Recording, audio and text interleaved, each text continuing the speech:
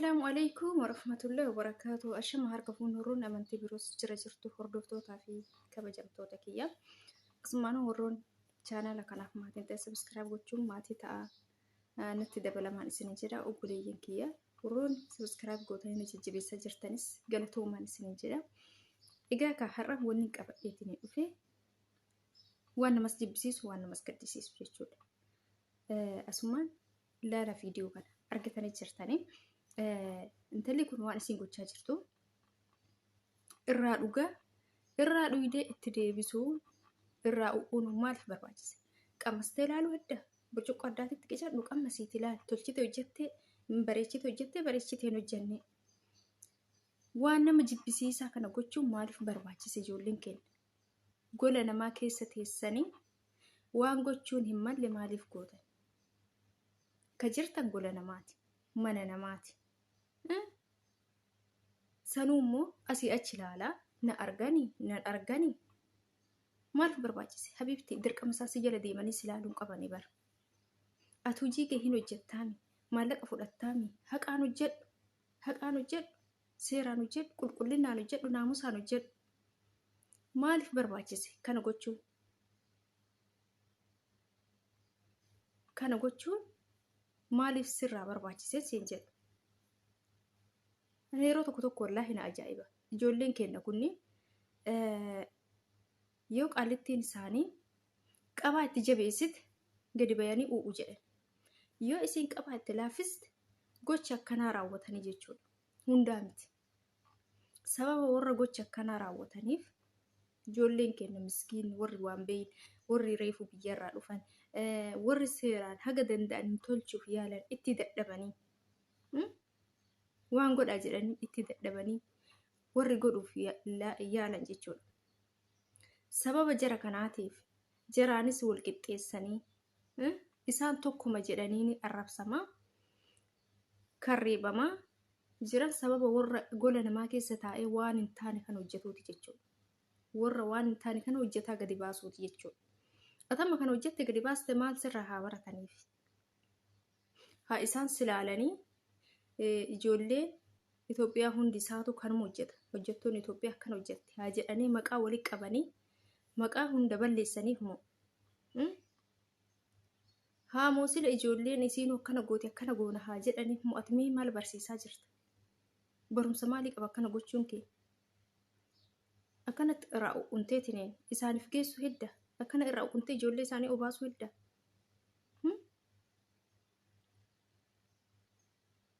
Ati bar qubuuf hin qabdu guyyaanuu waan akkanaa yoo kan hojjettu ta'e isaan walumarratti sii kuusaa jiran jechuudha. Waan ati hojjetaa jirtu kan sii galee dirqama mana jiraachuu hin qaban. Isaan ala jiraatanii mana kifilii isaanii jiraatanii rafaa jiraatanii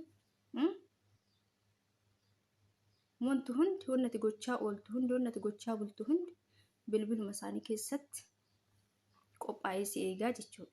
Sii galee atamma si achi ilaallachuu na arginnu san ufuma shawwadde malee eenyuunuu hin shawwanne jechuudha. Uf shawwadaa jirta.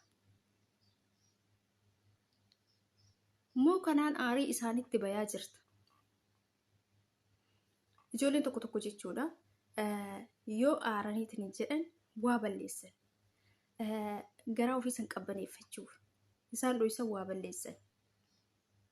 Inni kun sirrii miti. Inni kun dogongora. Wallaaltanii waan hin malle waan hin barbaachifne hin hojjetinaa. Mana namaa keessa teettanii isin eegalee mana namaa keessa teettanii ufumaa haatee lukkuun albee ofiin qaltu baastii jedhan. Ufumaa keessanii waan hin malle gochaa of irreebsisinaa. Miidhaa ofirraan hin ga'inaa.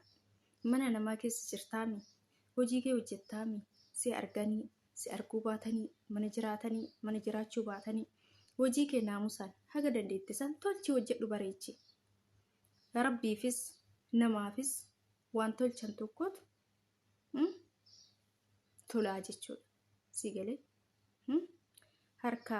harka dhiqatan garaan jaalata dhugaa dubbatan rabbi jaalataadha. Akkuma san haqaa yoo hojjette waan hojjettu san rabbillee sirraa jaalata. Sii galee waan hojjettu san qulqullinaan yoo hojjette isaan sirraa fayyadaman sunis jaalatanii jechuudha. Atama gocha kee kana osoo arganii kanaan duraayyuu ati taphaafis godhi viidiyoo raabuufis godhi haa namni si arguufis haa namni si ilaaluufis godhi. Isaan garuu kanaan duraayyuu hojjetaa turte gocha kana siin jedhan sii galee waan ati hagadhaa hojjechaa turte kan isaan yookaan bilbila keessa sii walitti qabanii gaafa yookaan walitti bu'iinsi wayii uuman ilma namaati namni mana tokko keessa jiru walitti bu'uun hin hafu gonko haadhaaf ilmoo maan ta'e obboleessaaf obboleettii maan ta'e guyyaa tokko walitti bu'uun hin hafu gaafa sanoo ragaa kee kana gasii baasanii jechuudha. Sii galee gaafa san dirreetamtu si fuudhari eessadha xalafatamtu si liqimsa har'ati taphaaf gootee gaafa san taphaaf godhe jettee odoo lafa kanarra gangalattee namni dhugaa'ee qaldiif gootee taphaaf gootee dhugaanii miti namni siin jedhee sirraa fudhatu hin jiru eenyuunu amansiisuu hin dandeessu jechuudha gaafa san. Har'uma of eegaa mana namaa keessa haga jirtan qaldiifis waan badaa hin dalagina itti qalladuufis sinii galee itti qalladuufis waan badaa hin dalagina. Amma fakkeenyaaf ijoolleen baay'ee kan saanii isaanii adda kennaniif tura kan burcuqqootti dhugan adda kennaniiftu jira. Sababa kanaaf ani namaa miti ani maaliin isii gadi maaf na xayyafte kan jedhanii gocha akkanaa raawwatantu jira. Mee isii ajjeessa irraa dhugee yoon kenneef kan jedhanii waan akkanaaf raawwatantu jira. Inni kun sirrii miti. Baqa waan hojjettu ati naamusaa qulqullinaan hojjedhu. Maal tolin laaquun si geessi? Ofumaa keetii ragaa ofitti hin bahin waan badaa hojjetaa jechuudha. Innaa kanaaf obboleeyyan kiyya inni kun sirrii miti maaliif ishii isinuu akka feetan ta'u kan jireenyi sunuu isinitti tole akka feetan yoo taatan obboleeyyan keessan miskiinnan ka ganaa mana namaa jiran ka ganaa reefuu biyyarraa dhufan isaaniif yaada waan gootan isaaniif yaada maaliif gaafa isin waan kana gootan isin argan gaafa isin qullaa as viidiyoo asirratti dannasuu keessan isin argan gaafa qullaa viidiyoon keessan asirra yaa'uu isin argan warri viidiyoon isaanii qullaa asirra yaa'u warri waan hin taane hojjetu mana madaami keessa taa'a warri viidiyoon keessan qullaa asirra yaa'u kanneen jarri hundi isaaniitu tokkoma jedhan. Kanaaf waan hojjettan naamusaan hojjedhaa sababa keessaniif miskiin hin miidhamin sababa keessaniif miskiin hin miidhamin maaliif jennaan tanacha tokkocha foon mara ajeessaa jiran sababa isin kana gootaniif amma fakkeenya sababa ati kana gooteef isiin teessuun osoo argite qaallittiin teessoo argite tan ollaa isiitis ta ollaa isiititti hin himti ta ollaa isii sun tiyyallee akkanuma jette achi isii xamandee qabdii jechuudha.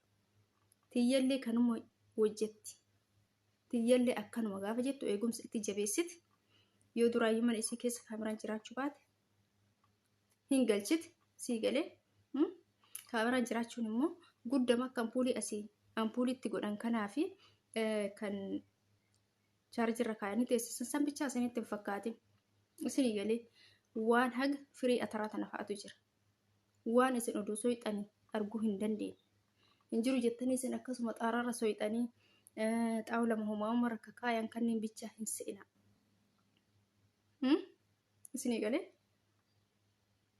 kaameraa jechuun waa hedduu aynata hedduun jira isiin amma ofirra ilaalaa jirti akka namni isii argu kan kasi argu ka biraati habiibti gubbaa rabbisi argaa tokkoffaa qulqullinaan hin hojjenne lammaffaa immoo wanni isaan mana ofii ittiin eeggatan